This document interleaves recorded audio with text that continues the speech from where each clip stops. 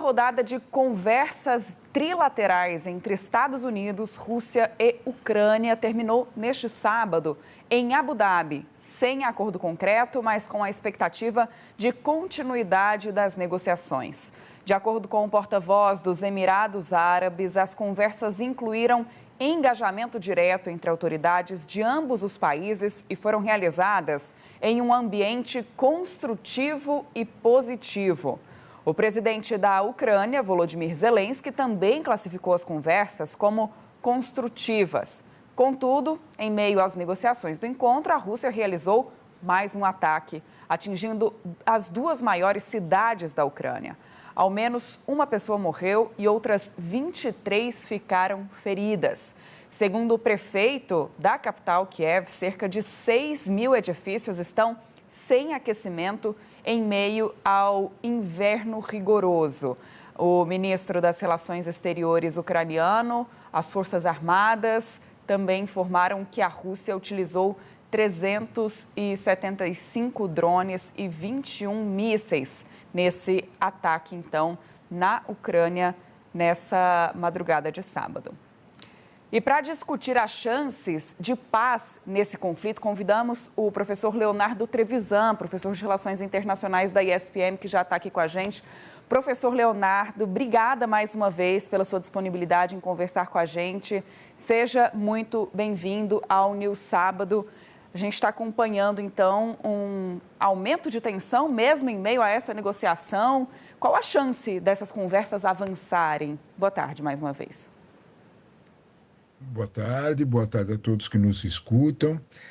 Marina, quando nós olhamos para isso, né, nós temos que perceber quais são os limites dos pontos discutidos, né?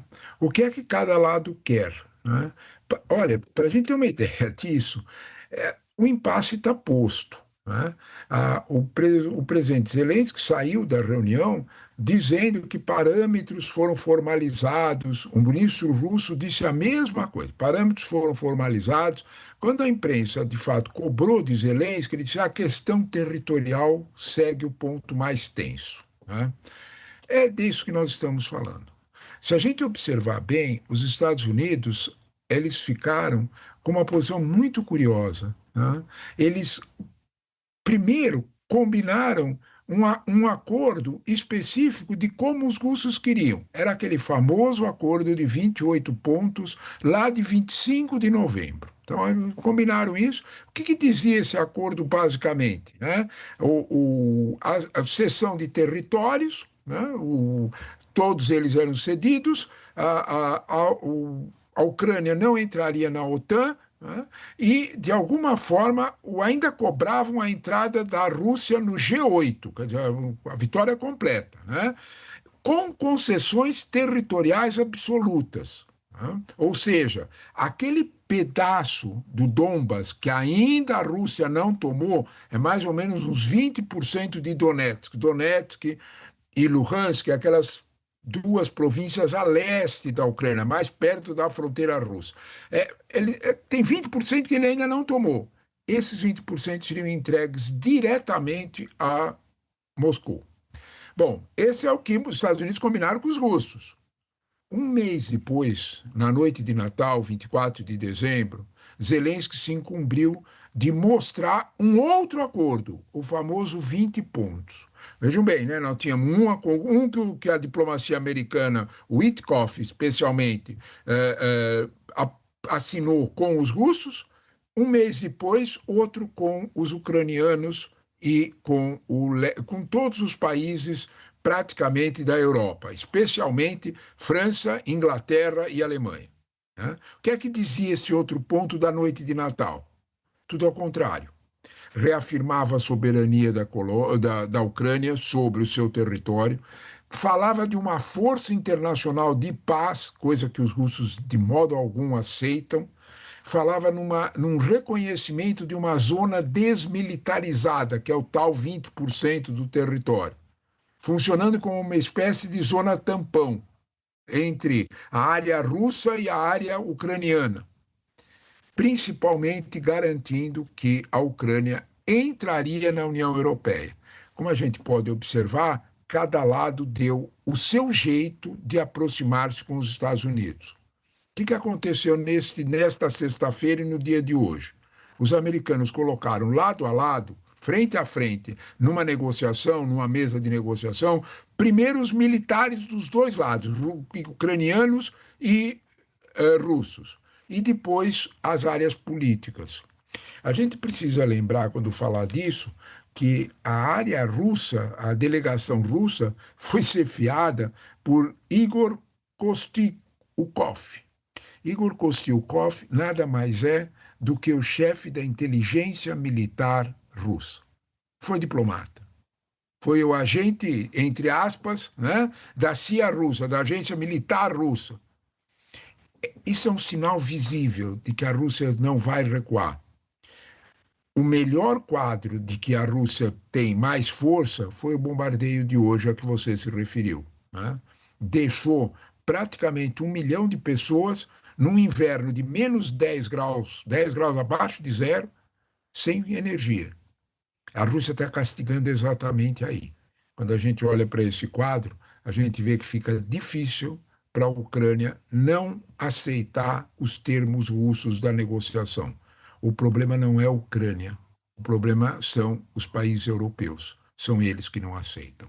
Professor, ontem, depois da primeira rodada, né, de conversa, que continuou agora nesse sábado também sem se chegar a um resultado concreto, os assessores ucranianos disseram que buscam uma paz digna para a Ucrânia. O que seria uma paz digna para a Ucrânia, no seu entendimento? Muito bom, Marina. A expressão é ótima. Paz digna, eu até tinha me esquecido desse fato. O que isso significa, né? Paz digna quer dizer os 20 pontos que eles acordaram. Colocar uma zona desmilitarizada que funcionasse como um tampão, como uma zona tampão para impedir que os russos entrassem. Se eles pisassem ali, acendiam todas as luzes no mundo ocidental de que a Ucrânia estava sendo invadida de novo. Segundo, não cessão dos 20%. Terceiro, que é o mais importante, tá? A Ucrânia teria autorização para entrar, pelo menos, na União Europeia. E o mais importante de tudo, na visão ucraniana, a paz seria garantida pelos Estados Unidos. Aí é que está o problema, né? Os Estados Unidos não querem chegar a tanto, mas os russos não permitem nenhuma força internacional. Na prática, é deixar a Ucrânia na mão da Rússia. É por isso que o Zelensky fala em paz digna, que os ucranianos falam em paz digna, que não é uma paz, de alguma forma, conquistada militarmente pelos russos, além do que eles já ganharam dentro da Ucrânia. Quais as perspectivas daqui para frente, professor? Zelensky disse que as conversas devem continuar na semana que vem, mas a gente sabe que o que tem sido dito na diplomacia internacional, entre os assessores, o que vem sendo divulgado na imprensa europeia, norte-americana, das pessoas que estão próximas e por dentro do que está sendo conversado a portas fechadas, é de que o caminho ainda é muito longo, esse caminho de negociação. Exatamente. São os tais parâmetros formalizados, né? Parâmetro formalizado, nós dois sabemos também, até nós dois sabemos qual é os parâmetros formalizados, né? Os russos querem isto e os ucranianos querem aquilo. Nenhum dos dois cedeu. Se você me perguntar se o Zelensky não cederia, eu diria que o Zelensky não tem força para conter a pressão americana.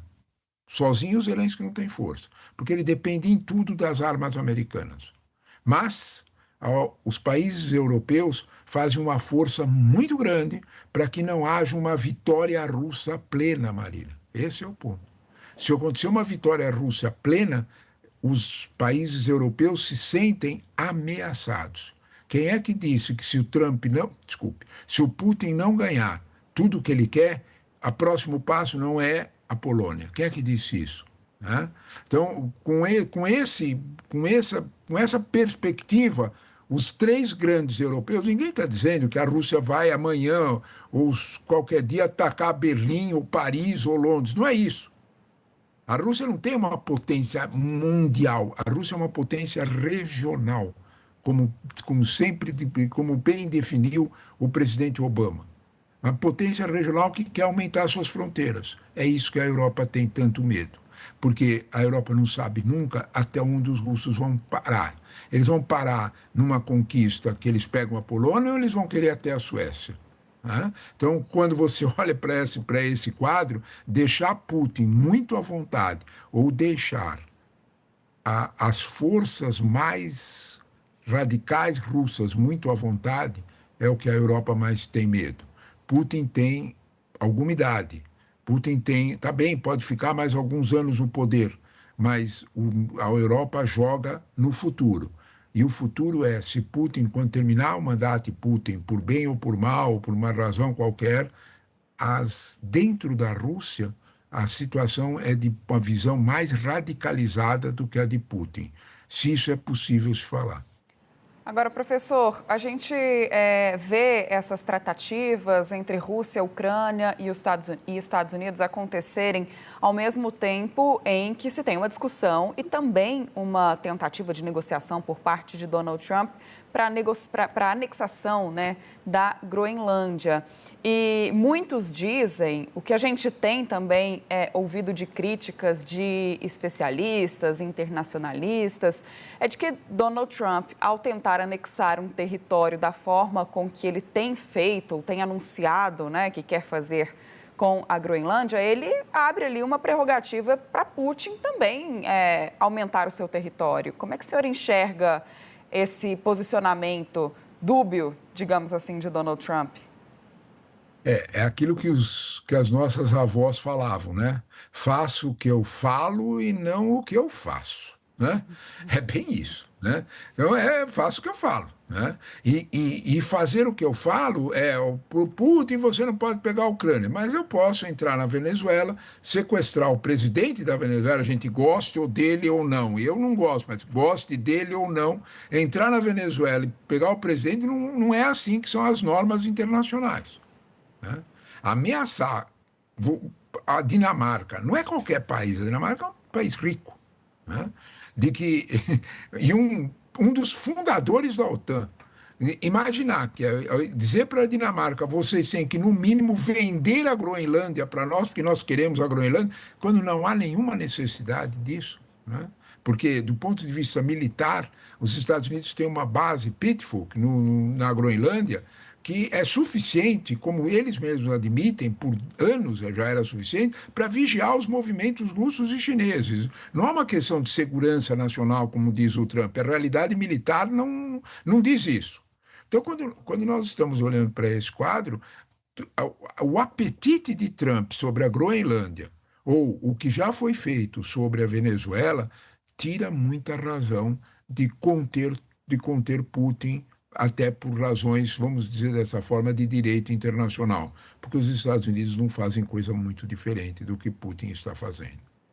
Professor Leonardo Trevisan, muito obrigada mais uma vez pela sua participação aqui no SBT News, nos ajudando, portanto, a entender todo esse conflito entre Rússia e Ucrânia, os desdobramentos dessas tratativas entre Estados Unidos, também os países, né, Rússia e Ucrânia envolvidos nesse conflito. A gente segue contando contigo sempre aqui. Seja sempre muito bem-vindo, professor. Um excelente fim de semana. Eu é que agradeço o convite, Marina. Um bom fim de semana a todos também. Muito obrigado. Boa tarde a todos.